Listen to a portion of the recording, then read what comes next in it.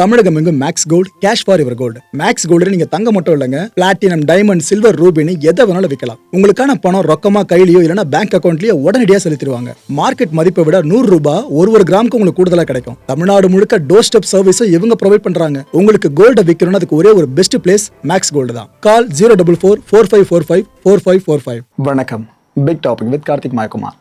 Tamil Nadu police எந்த அளவுக்கு இருக்கணும் அப்படின்றத ஒரு நாளாக நம்ம பார்த்துக்கிட்டு இருக்கோம். அப்படி அவங்க யாராவது கடமை தவறுறாங்க அப்படின்னா அவங்கள சஸ்பெண்ட் பண்ணுற வேலையை இந்த கவர்மெண்ட் ரொம்ப ஸ்பீடாக பண்ணிகிட்டு இருக்காங்க. அதிகாரிகளை இந்த அளவுக்கு பயத்தில் வச்சுருந்தா மட்டும்தான் அரசு எந்திரம் பர்ஃபெக்டாக செயல்பாட்டில் இருக்கும். இதை பற்றியும் அரசியல் நகர்களை பற்றியும் தான் நிறைய விஷயங்கள் பார்க்க போகிற நிகழ்ச்சிக்குள்ள போகலாம்.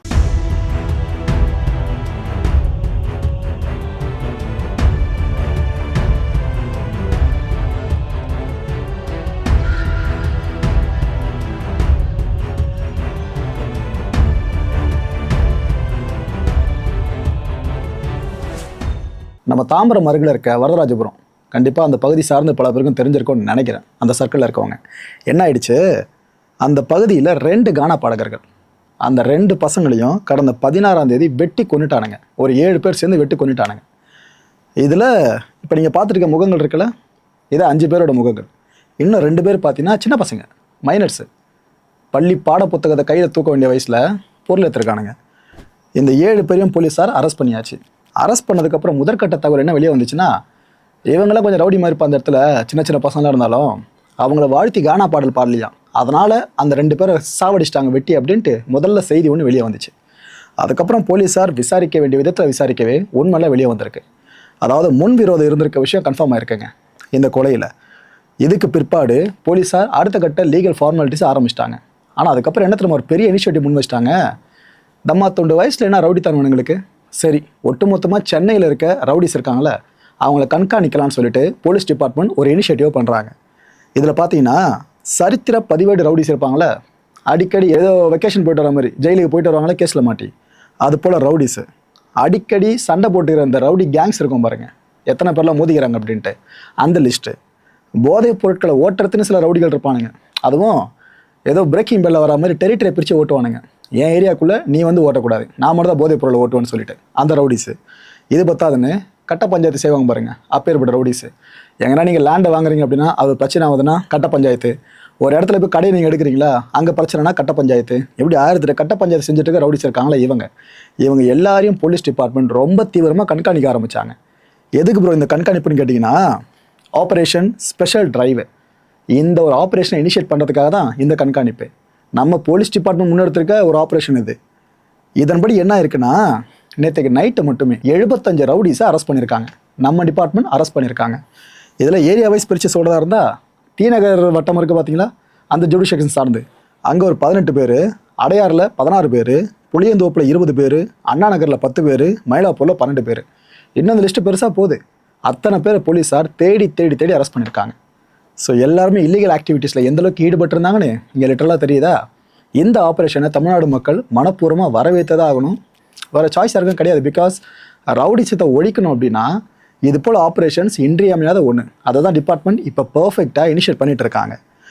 நெல்லையில் இந்த கைதியை வந்து பாதுகாப்பாக அழைச்சிட்டு போவாங்க பார்த்தீங்களா, அரெஸ்ட் பண்ணி, அந்த பணியில் காவலர்கள் கடமை தவறிட்டாங்கன்னு சொல்லிட்டு 2 பேரை சஸ்பெண்ட் பண்ணியிருக்கு டிபார்ட்மெண்ட்டு.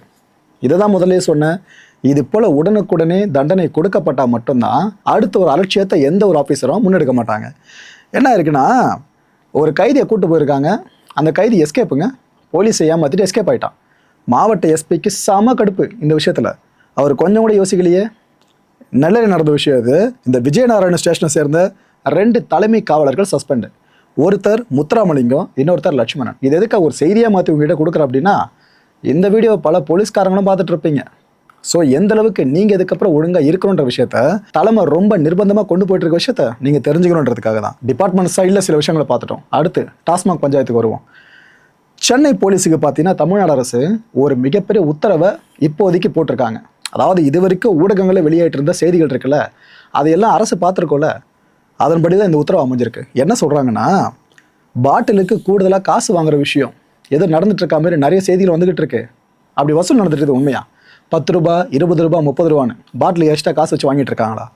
இது எல்லாத்தையுமே நுண்ணறிவு பிரிவு போலீஸார் ஃபுல்லாக கண்காணிங்க. கண்காணித்து ஒரு விரிவான ரிப்போர்ட்டை கவர்மெண்ட்டுக்கு சப்மிட் பண்ணுங்கன்னு தமிழ்நாடு அரசு இப்போ ஒரு மிகப்பெரிய உத்தரவை பிறப்பிச்சிருக்காங்க. உள்ளபடியே சொல்லணும்னா ரிப்போர்ட் கூட தேவையில்லையே, ஏன்னா எல்லா ஊடகங்களையும் ஆதாரத்தோடு தான் போட்டுக்கிட்டு இருக்காங்களே பாட்டிலுக்கு மேலே காசு ஓடிட்டுருக்குன்னு. அவ்வளோ ஏங்க நாங்கள் ஏன் பாட்டிலுக்கு மேலே காசு வாங்குறோன்றத பல பேரும் விளக்க ஆரம்பிச்சிட்டாங்க. அவங்களுக்கு எதிராக ஆக்ஷன்ஸ் எடுக்கிறதே அரசு இப்போ இனிஷியேட் பண்ணிட்டு இருக்கு. இப்படி போயிட்டு இருக்க நிலமை. கொஞ்சம் கொஞ்சமாக ஏங்க மூடிட்டு இருக்கீங்க? 717 சொன்னீங்க, இப்போ 540 கடைகள் வரைக்கும் மூடியாச்சு, இன்னும் எக்ஸ்ட்ரா நிறைய மூட போறீங்க. கொஞ்சம் கொஞ்சமாக மூடுறதுக்கு மொத்தமாக முடியலாமன்னு அவங்க ஆதங்கத்தை பதிவு பண்ணிட்டு இருக்காங்க. இதுக்கு மத்தியில் தான் இந்த உத்தரவு பிறப்பிக்கப்பட்டிருக்கு.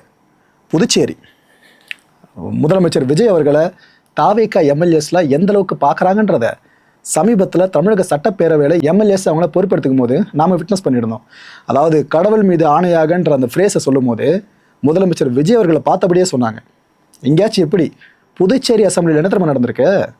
தாவேகா எம்எல்ஏ இருக்கார்ல ராமு அவர்கள், இவர் எம்எல்ஏவை பொறுப்பெடுத்துக்க வந்தாருங்க. அப்போ திடுதுப்புன்னு என்ன பண்ணிட்டாப்புல, முதலமைச்சர் விஜய் அவர்களோட படம் இருக்குல்ல, இதை கையில் எடுத்துட்டாரு. இதை எடுத்து கடவுள் மேல் ஆணையாகன்னு அப்படி ப்ராமிஸ் பண்ண ஆரம்பிச்சிட்டாரு. இங்கே கூட பரவாயில்ல பார்த்தாங்க, ஆனால் அவர் ஒரு படி மேலே போயிட்டு ஃபோட்டோவே கையில் எடுத்துட்டார்ல. இந்த நேரத்தில் என்ன தெரியுமா ஹைலைட்டு? அவரோட ரியாக்ஷன் தான். தற்காலிக சபாநாயகர் அன்பழகன் இருக்கார்ல, அவர் செம அப்செட்டு, கண்டனத்தை பதிவு பண்ணியிருக்காரு. உங்களுக்கே தெரியும், ஏடிஎம்கே இந்தளவுக்கு ஒரு நிலை குலைஞ்சு போக பிரதான காரணம் டிவிக்கே தான் அப்படின்ட்டு இபிஎஸ் அவர்கள் ஒரு முறையும் சொல்லிக்கிட்டு இருக்காங்க. பேரவையில் ஒரு லிட்டரலாக ஒரு மாதிரி ஆதங்கப்பட்டே பேசினார். எங்கள் கட்சியில் பிளவுன்ற மாதிரி ஒரு விஷயம் போகுதுனாக்கா அவங்கள நீங்கள் சந்திக்க அனுமதிக்கலாமான்ட்டு முதலமைச்சர் சார்னு ஒரு கேள்வியை கேட்டிருந்தார். அப்பே ஏற்பட்ட நேரத்தில் இப்போ ஏற்பட்ட விஷயம் நடந்தால் அவரோட ரியாக்ஷன் வேறு என்னவா இருக்கும்? அது ஒரு பக்கமாக, இன்னொரு பக்கம் டிஎம்கே வாங்க.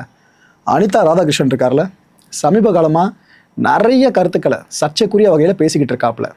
அது எந்த அளவுக்கு ஆட்டோமேட்டடாக போயிட்டுருக்கு தெரியுமா? இதுக்கு முன்னாடி பேசினதெல்லாம் விடுங்க, இப்போ பேசியிருக்காப்புல, என் பேர் ஜோசப் அனிதா ராதாகிருஷ்ணன் கிடையாது, என் பேர் வெறும் அனிதா ராதாகிருஷ்ணன் தான். கிறிஸ்தவர்கள் ஓட்டுகளை பெறறதுக்காக ஜோசப் விஜய்னு போடுறாப்புல. அதுக்கப்புறம் வேறு இடத்துல வெறும் விஜய்னு போட வேண்டியது. இதுதான் இவர் பண்ணிட்டு இருக்கிறதுன்னு முதலமைச்சர் சார்னு இப்படி பேசியிருக்காரு. சின்ன பசங்களை பேச வச்சு ஆட்சியை பிடிச்சிட்டாருன்னு அப்படி சொல்லியிருக்காங்க. மக்களை இது நீங்கள் தவறுன்னு சொல்ல முடியுமா? ஏன்னா சோஷியல் மீடியாவில் சின்ன சின்ன பசங்க இன்ஃப்ளூயன்சஸாக இருக்கவங்கள வேறு எந்த கட்சிக்காரங்களும் சந்தித்து வீடியோஸ் வந்து மேக் பண்ணலையா என்ன? ஓகே ரைட்டு, நம்ம ஆட்சி போச்சுன்னு நினைக்காதீங்க யாருமே. இன்னும் 4 மாதம் இல்லை 6 மாதம் தான் வெயிட் பண்ணுங்க அப்படின்னு சொல்லியிருக்காருங்க. அப்போ என்ன சொல்ல வராப்புல? ஒரு 6 மாதத்தில் தாவேக்கா ஆட்சி மொத்தமாக கலைஞ்சிருமா என்ன? திமுக கூட்டணி கட்சிகள் கொடுத்துருக்க ஆதரவை திரும்ப வாபஸ் வாங்கிடுவானா என்ன? மறைமுகமாக சொன்ன இந்த விஷயம் இருக்குல்ல, இது பெரிய விவாதத்தை ஏற்படுத்தியிருக்கு. அப்போ ஒரு பெரிய பிளானில் நீங்கள் இருக்கீங்க போல இருக்கேன்ட்டு பல பேரும் இவங்களை பார்த்து கேள்வியை கேட்க ஆரம்பிச்சிட்டாங்க. இன்னொரு பக்கம் டிஎஸ்பி ஆஃபீஸ்க்கு தாவேக்காவினர் சில பேர் கிளம்பி நேரில் போயிட்டாங்க, புகார் கொடுத்துருக்காங்க. என்னங்க அனிதா ராதாகிருஷ்ணன் இப்படிலாம் பேசிக்கிட்டு இருக்காருன்னு புகாரை பதிவு பண்ணியிருக்காங்க. அவரோட பேச்சு சரியில்லைங்க. 2 கட்சி தொண்டர்களையும், டிவிகே அண்ட் டிஎம்கே, இந்த 2 கட்சி தொண்டர்களையும் அவர் தூண்டி விடுற மாதிரி பேசிக்கிட்டு இருக்காப்புல. முதலமைச்சரை பற்றியும் அவரோட குடும்பத்தை பற்றியுமே அவர் முறை தவறி பேசுகிறாருங்க. அமைச்சர்களையும் கூட அவர் தரக்குறைவாக தான் பேசிக்கிட்டு இருக்காரு. எம்எல்ஏ அப்படின்ற திமிரில் அவர் இவ்வளோ பேசிகிட்டு இருக்கார்ல, இதை நிறுத்தணும், அவர் மேலே ஆக்ஷன் எடுக்கணுன்ட்டு ஆளுங்கட்சியை சேர்ந்தவங்க டிஎஸ்பி ஆஃபீஸில் கம்ப்ளைண்ட்டை ஃபைல் பண்ணியிருக்காங்க. இதில் ஆக்ஷன்ஸ் எடுக்கப்படும் நினைக்கிறீங்க? ஓகே. கனிமொழி அவர்கள் திமுக எம்பி மட்டும் இல்லை, திமுகவோட துணை பொதுச் செயலாளர். இவங்க தூத்துக்குடி வடக்கு மாவட்ட நிர்வாகிகளை சந்தித்தாங்க. அப்போ ஒரு ஆலோசனையில் ஈடுபட்டிருந்தாங்க. அப்போ எல்லாரும் அவங்க மனசில் பட்ட விஷயங்கள்லாம் சொல்லுவாங்க இல்லையா? அப்போது ஒரு நிர்வாகி ஒரு நடிகையை பற்றி ஒரு விஷயத்த அங்கே எடுத்தாருங்க. பேரை சொல்ல விரும்பல, தெரிஞ்சிருக்கணும் உனக்கு. நடிகையை பற்றி எடுத்தாங்க, பேசினாங்க. அப்போ சடனாக கனிமொழி அவர்கள் கண்டனத்தை பதிவு பண்ணியிருக்கிறதா தகவல் வெளியே வந்திருக்கு. எந்த பெண்ணை பற்றியும் அவதூறாக பேசவே கூடாது, அதிலும் திமுகவினர் இது போல் பெண்களை பற்றி தரக்குறைவாக பேசவே கூடாதுன்னு அவங்க அறிவுரை கொடுத்துருக்கிறதா இந்த தகவலை வெளியே கசிஞ்சிருக்கு. ஸ்பாட்லேயே கண்டிச்சிருக்காங்கன்னா வரவேற்புக்குரிய விஷயம் தான், அதில் மாற்றுக்கிறது கிடையாது. தங்கம் தென்னரசு அவர்கள் முன்னாள் திமுக அமைச்சர், இவர் இப்போ என்ன சொல்கிறாரு, ஏன்ப்பா நாம் வாழ்ந்துட்டுருக்க உலகம் வேற, ஆனால் தாவேக்காவினர்லாம் ஒரு மாய உலகத்தில் வாழ்ந்துக்கிட்டு இருக்காங்க, அவங்க உலகம் வேற. டிஜிட்டல் உலகத்தில் திரும்ப திரும்ப அவங்க பொய்யா சொல்லிக்கிட்டு இருக்காங்கப்பா. தாவேக்கா ஆட்சிக்கு வந்தாலும் அவங்களுக்கு என்ன பண்ணுறதுன்னு இப்போ வரைக்கும் தெரியலன்னு சொல்லியிருக்காரு. இதை டிவிக்கு எப்படி திரும்ப கேள்வியை கேட்க ஆரம்பிச்சிட்டாங்க. சரிங்க, நீங்கள் இவ்வளோ நாள் ஆண்டிங்களே, நீங்கள் என்ன பண்ணீங்கன்னு இவங்களை பார்த்து இன்னொரு கேள்வி கேட்க ஆரம்பிச்சிட்டாங்க. சோஷியல் மீடியாவில் ஒரு பதிவை ஒருத்தவங்க போட்டால் போதும், அதுக்கு எதிர்ப்பதிவு, இதுக்கு ஆதரவு பதிவுன்னு பல பேர் வரைஞ்சி கட்டி விவாதத்தை ஆரம்பிச்சிடுறாங்க. தங்கம் தென்னரசு அவர்களோட இந்த ஒரு பதிவு இருக்குல்ல, இதை பற்றியும் பல பேர் விவாதிக்க ஆரம்பிச்சிட்டாங்க. ஓஎஸ் மணியன் அவர்கள் இபிஎஸ் அணி இருக்குல்ல, அதை சேர்ந்தவர், இவர் ஒரு விஷயத்த சொல்லியிருக்காரு. இதுக்கு ஆதவ அர்ஜுனா அவர்கள் என்ன ரியாக்ட் பண்ண போறாருன்னு தான் நான் ரொம்ப ஈகராக எதிர்பார்த்துட்டு இருக்கேன். அப்படின்னா அப்புறம் சொல்லிட்டாரு கேட்குறீங்களா? திமுக அதிமுகவை இணைச்சு ஆதவ அவர்கள் தொடர்ந்து அவதூறு செய்தியாக பரப்பிக்கிட்டு இருக்காரு. ஏதோ கூட்டணி கிட்டணின்ற மாதிரிலாம். அவரோட அரசியல் பயணம் இருக்குல்ல, அதை அவரே ஒரு முறை பின்னோக்கி பார்க்கணும். இந்த அரசியல் பயணம் பற்றி சொல்றதா இருந்தா திமுக, அதுக்கப்புறம் விசிக, இதுக்கு பிற்பாடு அதிமுகவில் இணையறதுக்கு ஆதவ அர்ஜுனா அவர்கள் ட்ரை பண்ணாராமா. அவர் சொல்றாரு, இதை பற்றி பழனிசாமி அவர்கள்கிட்டையும் ஆதவ அர்ஜுனா அவர்கள் பேசினாங்க. துணை பொதுச் செயலாளர் பொறுப்பு எப்படி ஏடிஎம்கேல பொதுச் செயலாளர் இபிஎஸ் அவர்கள், அவருக்கு அடுத்த போஸ்டிங்க துணை பொதுச் செயலாளர். இந்த பொறுப்பு வேணும் அப்படின்னு அவர் கேட்டாருன்னு இவர் சொல்லியிருக்காரு. ஒரு புது குண்டை தூக்கி போட்டு வச்சிருக்காரு. தமிழ்நாடு முழுக்க என்னப்பா டிஎம்கே ஏடிஎம்கே அலைன்ஸ் வந்துருமோ, தாவே காட்சி போயிடுச்சுன்னா அப்படின்னு பேசிட்டு இருக்க நேரத்தில் அவர் இந்த குண்டை போட்டு வச்சிருக்காருங்க. இதுக்கு அமைச்சர் ஆதவ அர்ஜுனா அவர்கள் என்ன ஒரு விளக்கத்தை கொடுக்க போகிறாங்களோ. அண்ணன் திருமா அவர்கள் இவங்களுக்கு விசிக கட்சி சார்ந்து அமைச்சரவையில் பங்கேற்கிறது கிட்டத்தட்ட உறுதியாயிடுச்சு. இதை நம்ம முந்தைய வீடியோவில் அசியூம் பண்ணியிருந்தோம். எனக்கு தெரிஞ்ச இந்த வீடியோ வரத்துக்குள்ளேயே கூட அனௌன்ஸ் பண்ணிவிடுவாங்கன்னு நினைக்கிறேன். இவர் என்ன சொல்லியிருக்காரு, இப்போது தாவேக்கா அமைச்சரவையில் அதிமுகவுக்கு இடம் இல்லை அப்படின்ட்டு தாவேக்கா தரப்பு இவங்க கிட்ட தெரிவிச்சிருக்கிறதா ஆனால் இப்போ சொல்லியிருக்காப்புல. இது உண்மையாக இருக்கும் பட்சத்தில் விசிக அமைச்சரவையில் பங்கெடுக்கிற பட்சத்தில் வன்னியரசு அவர்கள் இருக்காங்களே, அவருக்கு ஒரு அமைச்சர் போஸ்ட் ரெடியாக இருக்குன்னு நினைக்கிறேன். ஜஸ்ட் அசியூம் பண்ணுற அவ்வளோதான். மேபி அனௌன்ஸ்மெண்ட் சீக்கிரம் வந்துடும் நினைக்கிறேன். ஆனால் ஒன்று கவனிச்சிங்களா, தாவேக்காவோட முக்கியமான குறியே ஏடிஎம்கே தான். அதில் இருக்க எம்எல்ஏஸ் வந்துட்டாங்கனாக்கா தாவேக்காவுக்கு வேறு எந்த கட்சியோட ஆதரவும் தேவையே இல்லை. அப்படி இருக்கும்போது தாவேக்கா இந்த ப்ராமிஸ் பண்ணியிருக்குமா என்ன, இல்லைங்க அமைச்சரவையில் அதிமுக இருக்க மாட்டாங்க அப்படின்னு? எனக்கு நம்பிக்கை இல்லை மக்களே இந்த விஷயத்தில். அண்ட் இன்னொன்று, கம்யூனிஸ்ட் தோழர்கள்லேருந்து நம்ம சொல்லியிருக்காங்க, இப்போது ஏங்க அமைச்சரவையில் விசிக இருக்கணுமா இருக்க வேணாமான்றதை அவங்க கட்சி அவங்க முடிவு பண்ணிப்பாங்க. ஆனால் என்ன, திரும்ப அவர்கள் எங்ககிட்ட பேசுவாங்க, கலந்து ஆலோசனை பண்ணாமல் அவர் அந்த முடிவு எடுக்க போகிறதில்ல.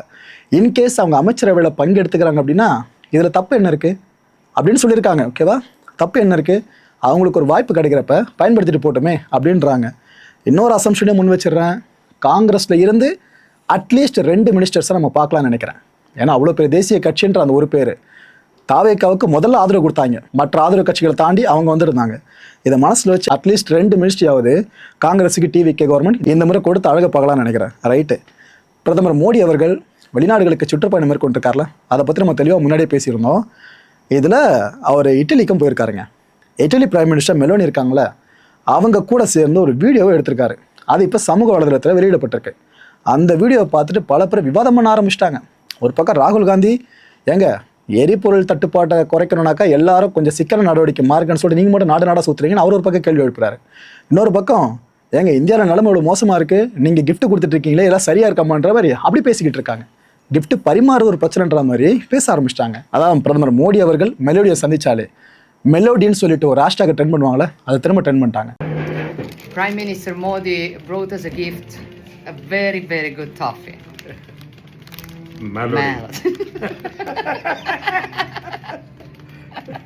மக்களை இந்த கான்டென்ட் பொறுத்த வரைக்கும் என் மனசில் ஒரு வினா இருக்க, முடிஞ்சதுக்கான பதில்களை கீழே கமெண்ட் செக்ஷனில் கமெண்ட் லீவ் பண்ணுங்க. எரிபொருள் மிச்சம் படுத்துறேன்னு சொல்லிட்டு பிரதமரே ஊரா ஜாலியாக சுத்துறாருன்னு ஒரு பக்கம் பேசுகிறாங்க.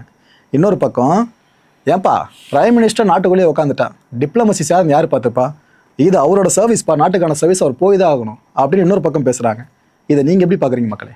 அடுத்த நிகழ்ச்சியை சந்திக்கலாம். நன்றி, வணக்கம். தமிழகம் எங்கும் Max Gold, cash for your gold. Max Gold நீங்க தங்க மட்டும் இல்லைங்க, பிளாட்டினம், டைமண்ட், சில்வர், ரூபினி எதை வேணாலும் விற்கலாம். உங்களுக்கான பணம் ரொக்கமா கையிலயோ இல்லைன்னா பேங்க் அக்கௌண்ட்லயோ உடனடியாக செலுத்திடுவாங்க. மார்க்கெட் மதிப்பை விட 100 ரூபாய் ஒரு கிராமுக்கு உங்களுக்கு கூடுதலா கிடைக்கும். தமிழ்நாடு முழுக்க டோர் ஸ்டெப் சர்வீஸை இவங்க ப்ரொவைட் பண்றாங்க. உங்களுக்கு கோல்டை விற்கணும்னு அதுக்கு ஒரே ஒரு பெஸ்ட் பிளேஸ் மேக்ஸ் கோல்டு தான். கால் 04445454545. என் நண்பர் மாயம் ஸ்டுடியோஸ் நேயர்களே, மாயம் பக்தின்னு ஆன்மீகத்துக்காக பிரத்யேகமா ஒரு சேனலை கொண்டு வந்திருக்கோம். மறக்காம சப்ஸ்கிரைப் பண்ணி அந்த சேனலுக்கு உங்களோட ஆதரவை மனப்பூர்வமாக தெரிவிங்க. வணக்கம் மாயம் ஸ்டுடியோஸ் நண்பர்களே. மாயம் ட்ரெண்ட்ஸ் அப்படின்ற ஒரு புதிய ஃபேஸ்புக் பேஜை ஓப்பன் பண்ணியிருக்கோம். நீங்கள் யூடியூப்பில் பார்த்துட்டு இருக்கீங்களா நம்மளோட கான்டென்ட்ஸ்லாம், இதெல்லாம் விட ஒரு படி மேலே ரொம்ப கிறிஸ்பாகவும் ரொம்ப சூப்பராகவும் நிறைய கான்டென்ட்ஸ் உங்களுக்கு இந்த பேஜில் காத்துட்ருக்குங்க. ஸோ உடனடியாக ஃபேஸ்புக் பிளாட்ஃபார்ம் போங்க, மாயம் ட்ரெண்ட்ஸ்னு டைப் பண்ணி சர்ச் பண்ணி நம்ம பேஜை ஃபாலோ பண்ணுங்கள். அப்படியே நம்ம சேனலையும் நீங்கள் சப்ஸ்கிரைப் பண்ணிட்டீங்க அப்படின்னா இன்னும் நிறைய புது புது கான்டென்ட்ஸை உங்களுக்காக ப்ரொடியூஸ் பண்ணி கொடுத்துக்கிட்டே இருப்பாங்க. நீங்கள் பண்ணுற ஒவ்வொரு சப்ஸ்கிரிப்ஷனும் எங்களுக்கு பெரிய மோட்டிவேஷனாக அமையும்.